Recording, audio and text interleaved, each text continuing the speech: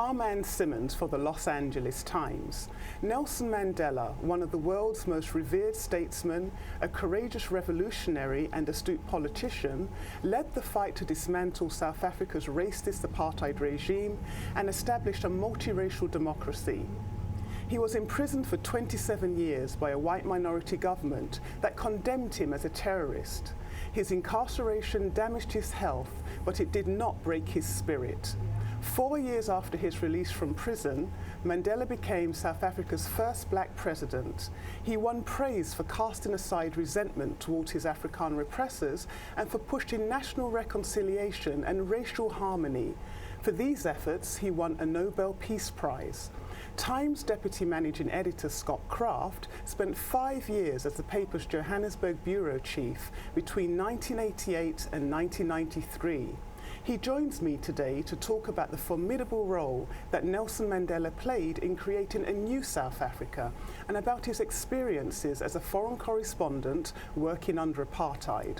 Welcome, Scott. Thank you. Let's begin with, what was the atmosphere like when you first arrived in South Africa in the late 1980s? What were the political and racial dynamics? Well, it was a very tense period, as you can imagine. Nelson Mandela's group, the African National Congress, was still a banned organization, and it was conducting or waging a guerrilla war against the white government. It was a very low-level guerrilla war, but shortly after I arrived in the country, there was a bomb that was set off at a rugby stadium by the ANC, which killed several white civilians, which was unusual, actually, at that time. Still, even shopping malls, most grocery stores, things like that, when you would go into them, you had to go through a metal detector. So there was a lot of fear in the country. For their part, the whites were also growing increasingly frustrated with the system, and they felt like the world pariah. And therefore, I think they were starting to get their heads around a new kind of dispensation, a new constitution, but they didn't know whether it would be 2 years away or 20 years away. So was there any indication at that particular juncture that Mandela might be released and it would be just 2 years to his release? Well, there were always rumors at that time, and actually throughout the apartheid era, rumors of the release of political prisoners. In fact, I think the process that led to his release, in my mind, began about a year before. The president of South Africa at the time, P.W. Botha, suffered a stroke.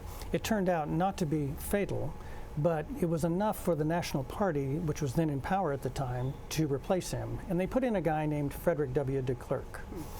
At the time, most political analysts felt like de Klerk was actually more conservative, or at least as conservative as Botha. But they turned out to be wrong. And about 10 months into his tenure, in late 1989, he began dismantling some of the apartheid laws. And in October of 1989, which was about 4 or 5 months before Mandela was released, something remarkable happened. He released several of the men who had been defendants with Mandela back in the Rivonia treason trial. Right. And I remember that morning very well because we all went to Soweto to meet them, and they came with a police escort. And these were men who had not been seen in South Africa in 25 years. And they were in their 60s and 70s, and they were graying and stooped.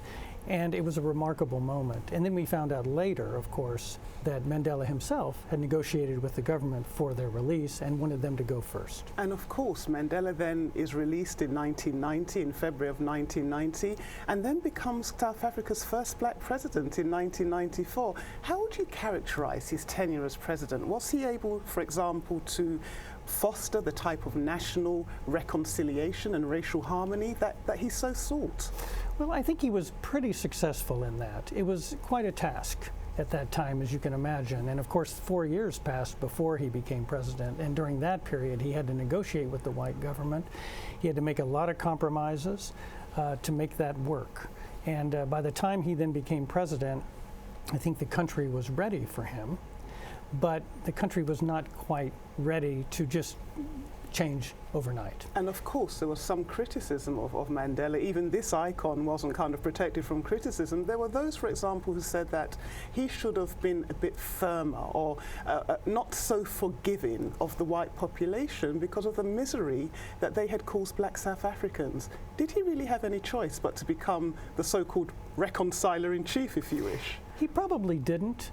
But it is you make a very good point. He did get a lot of criticism, especially from the left, from other more radical blacks who felt that he was not moving fast enough to redress things that they felt needed to be redressed, like land ownership, redistribution of wealth. And he felt that if he continued to keep whites on his side as well, that could happen.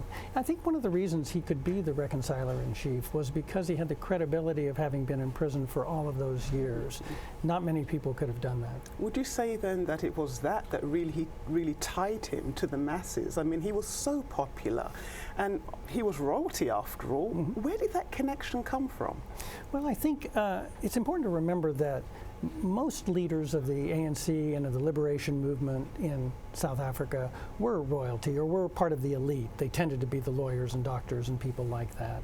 So it wasn't that unusual for Mandela as a lawyer to have been a leader of that. But I think more than that, the 27 years he spent in prison was important. It gave him the credibility he needed in order to sell his agenda later. But also, generations of liberation leaders went to prison and they learned at his knees, so to speak. And they also learned, they began to inculcate some of the values that he had, I think, which was a respect for all South Africans of all races. But his popularity transcended borders. To what extent, what kind of influence did Mandela have in other parts of the world? Well, it's interesting. I don't think he had all that much influence outside of South Africa. He was a beloved figure in the West, particularly in the United States and in Europe. But he had much less influence in the rest of Africa. Part of that is a reason of history. South Africa was so different from those other countries. It had an indigenous white population that really didn't have another country to go to. It wasn't a colonial kind of arrangement, but it was, these were people who felt they were part of South Africa. And they were a minority, but they were a large minority. So what Mandela had to deal with there was very different from most other countries in Africa. Also, I think the other countries in Africa were a little suspicious of South Africa's economic power and its power to have an influence on the world stage. And I think they weren't really that keen to listen to Mandela. And just wrapping up, in later years, of course, he wasn't politically active, he wasn't the president. So ultimately, what will his death mean to South Africa? Well, I think he's obviously a very beloved, iconic figure in South African history. And long after he stopped speaking in public, his very presence had kind of a calming influence on the country. We'll have to see what happens. I don't anticipate any particular difficulty after his death, but I do think that the fact that he existed, the fact that the presidents, his successors, could go visit him and be seen to be visiting him, I think gave South Africans a kind of sense of calm and a sense that things would be okay. Such an incredible figure. Thank you so much, Scott, for your insight. For more on the life and legacy of Nelson Mandela, please visit latimes.com.